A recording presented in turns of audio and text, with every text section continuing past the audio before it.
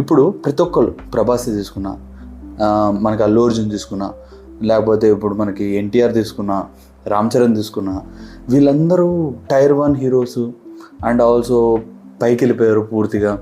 అన్ని pan India movies అనమాట. ఒక్కొక్క మూవీకి మినిమం 3 years పడుతుంది ఒక్కొక్క మూవీ రావడానికైనా. వచ్చిన హిట్ అవుతుందో ఫ్లాప్ అవుతుందో తెలియదు. అండ్ ఇప్పుడు కన్సిస్టెన్సీగా పాన్ ఇండియా మూవీని తీసేది మాత్రం ప్రభాసే. అండ్ ఇంకా మహేష్ బాబు గురించి ఇంకా ఏం చెప్తాం, ఆయన ఇప్పుడు రాజమౌళి దానిలోకి వెళ్ళాడు కాబట్టి ఇంకా 3 years వరకు రాదు. సో ఇలాంటి టైం గ్యాప్ని పర్ఫెక్ట్గా వాడుకునేది నాన్నే. నిజంగా ఎవ్రీ ఇయర్ ఒక మూవీ.